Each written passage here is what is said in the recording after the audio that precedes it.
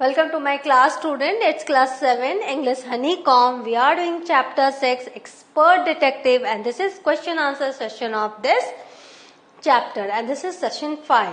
जैसे कि आपने देखा जो स्टोरी है about two children who think they are expert detective, क्योंकि वो हर किसी चीज को देखते हैं उसके बारे में जानने की कोशिश करते हैं. जो भी सस्पिशियस एलिमेंट है जैसे कि मिस्टर नाथ है जो कि टेनेंट है और उनके मम्मा के पेशेंट है, उनको लेकर उनके अंदर डाउट्स आते हैं और वो दोनों वो फैक्ट्स सब गैदर करते हैं जो कि मिस्टर नाथ को बहुत ही स्ट्रेंजर बनाते हैं उनके लिए.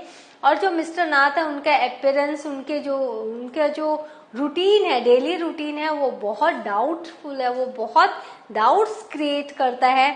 तो वो सारे फैक्ट्स बनाते हैं, सारे फैक्ट्स लिखते हैं, 9 फैक्ट. लेकिन एंड ऑफ द स्टोरी में क्या देखते हैं आप, जो भाई है, जो निषाद है, वो मिस्टर नाथ के बारे में जानना तो चाहता है बट एज ए क्रुक नहीं जानना चाहता. वो जानना चाहता है कि वो इतने थिन क्यों है, वो इतने लोनली क्यों है, और वो सोचता है कि I will be his friends so that he won't be so lonely in future. और जो बहन है वो किसी भी हाल में अपने भाई को समझा नहीं पाती कि वो क्रिमिनल है या क्रुक ऑन द रन है.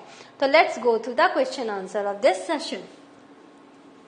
The words helper, companion, partner and accomplice have very similar meaning, but each word is typically used in certain phrases.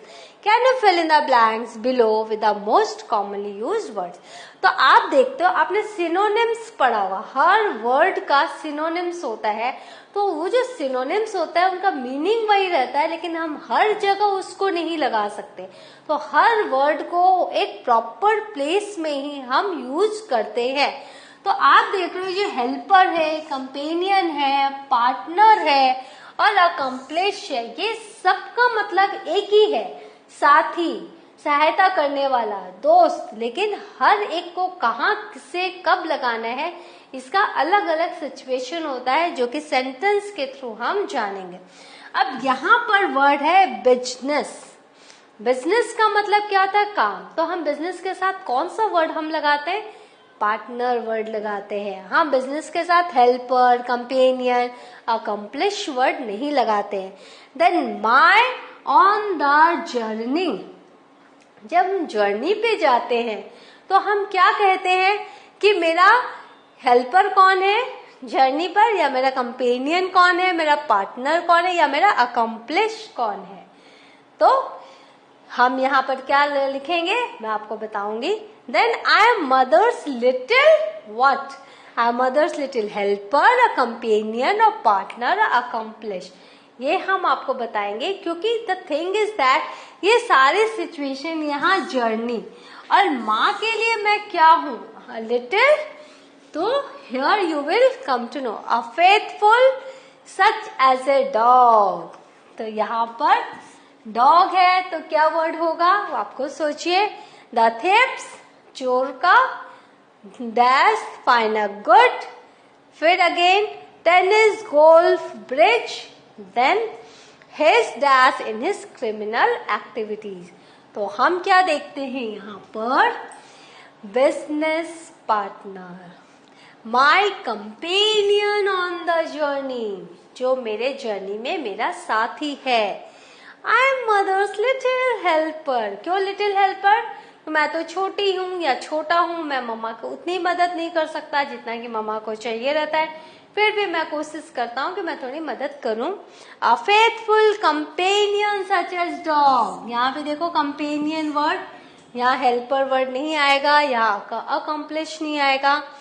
The thief's accomplish, जो चोर का साथी, partner in crime, find a good helper, tennis, golf, bridge, partner, क्योंकि हम जब भी खेलते हैं तो पार्टनर होते हैं, हम खेलते हैं. His accomplish in his criminal activities. Now let us look at the uses of the word break. Match the word with its meaning below. Now ये एक वर्ड है ब्रेक. अब आपने जैसे पहले देखा टिप, टिप के कितने सारे आपने यूज देखे, हर एक वर्ड के साथ एक फ्रेज में आपने टिप देखा और उसके डिफरेंट मीनिंग देखे. यहाँ पर एक वर्ड है ब्रेक, आप इसका देखो, द स्टॉर्म ब्रोक। आपको क्या करना है, मैच द फॉलोइंग करना है। तो यहाँ द स्टॉर्म ब्रोक के साथ क्या, could not speak, was too sad to speak, this is not the thing. हम बाद में इसका मैच द फॉलोइंग करेंगे। Day break, this kind of weather ended, his voice is beginning, it began or burst to break into activity. Her voice broke and the beginning of daylight, she cried. The heat wave broke, changing as he grows up, broke the bad news, ended by making the workers submit. See, आपको match the following करना है. I'm just going to what is there in your chapter. Break a strike, gently told someone the bad news. Now find your own expression, give its meaning here. अब यहाँ देखो आप, the storm broke, that means it began to or burst into activity. तूफान आ गया, the storm broke, that means it began or burst into activity. Daybreak, the beginning of daylight. होते ना पॉफटी, break, right?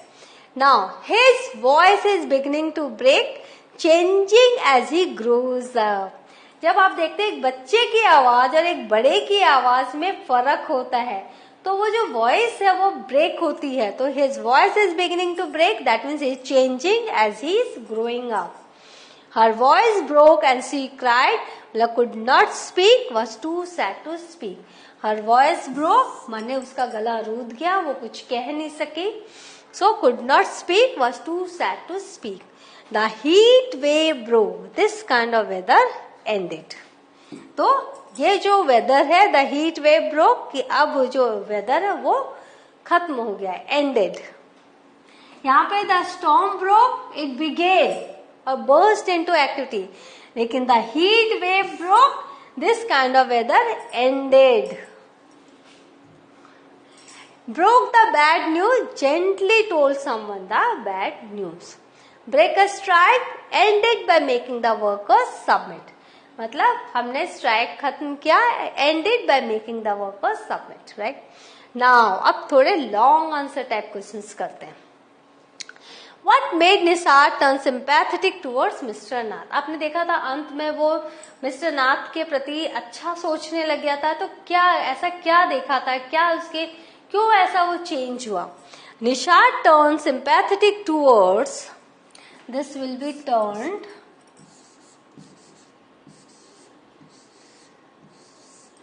निशार turn sympathetic towards mister Nath, seeing his thin appearance. वो उसके दुबले पतले appearance को देखकर ही उसके प्रति उसके मन में कोमल भावनाएं जागी, दया आई उसके मन में. ही further came to know from Ramesh that Mr. Nath used to pay cash and tips well. तो उसके मन में एक दूसरा पॉजिटिव पॉइंट उसके मन में आया कि वो इतना अच्छा टिप देते, इतने अच्छे पैसे रमेश को देते हैं, जबकि वो रोजाना 1 साल से उनको खाना दे रहा है, फिर भी वो पैसे अच्छे देते, टिप देते हैं रोजाना. तो वो बुरे आदमी नहीं हो सकते, क्योंकि जो बुरा व्यक्ति है वो ऐसा नहीं करेगा. He believed in his mummy who said that Mr. Nath was very polite. और फिर उसको अपनी मम्मी की बातों पर भी विश्वास है, जिन्होंने कहा था मिस्टर नाथ बहुत ही पोलाइट है. He felt sorry about Mr. Nath and said he must be lonely if he didn't have any friend. और इसीलिए वो हर समय उनके बारे में सोचता था, उसको दुख होता था कि मिस्टर नाथ अगर ऐसे ही अकेले रहे तो उनका कभी कोई फ्रेंड होगा ही नहीं. क्योंकि आपको पता वो 1 साल से रहते थे, लेकिन पड़ोस में किसी से बात नहीं करते थे. बच्चे और बड़े उनसे डरते थे, लोग उनको मैड, स्ट्रेंजर और मैनर्सलेस और अनफ्रेंडली बताते थे. What and then so he befriended him and gave a chocolate bar. तो एक दिन क्या हुआ था आपको भी पता है कि वो उनके घर गया. मिस्टर नाथ ने दरवाजा खोला तो क्या कहा कि again you have lost some marble. बताते कि नहीं, इस बार कोई मार्बल नहीं. उन्होंने उसके हाथ को अपने हाथ में लिया था और एक चॉकलेट बार उनको दिया था. तो आपको पता है वो उनके साथ दोस्ती करना चाहता था. What is your opinion about mister Nath? अब हमारी ओपिनियन क्या है? Mister Nath is a lean and thin person, जो कि आपको पता है बच्चों की बातों से पता चलता है. He might have met with some serious accident with fire and so has burnt scars on his face. तो ऐसा लगता है कि उनकी आग से कोई दुर्घटना भी होगी, तभी उनके चेहरे पे जले का निशान है. He prefers living alone and avoids going out. वो अकेला रहना पसंद करते हैं और बाहर जाना पसंद नहीं करते. He is well mannered and is polite with everyone. वो बहुत ही well mannered है, क्योंकि निषाद ने कहा था कि वो हमसे बहुत अच्छे से बात करते हैं. तो माया ने तुरंत कहा था कि चूंकि हमारी मम्मा उसकी डॉक्टर है, तो इसीलिए वो हमसे बहुत ही वेल मैनर्ड है. लेकिन वास्तव में he was well mannered and polite. He is a patient of Maya's mom who is a doctor. He has a brother who visits him every Sunday to know about his health. तो उनका एक भाई है जो कि हर Sunday उनके पास आता था, उनके हेल्थ के बारे में पूछता था. He prepares simple meal and gives.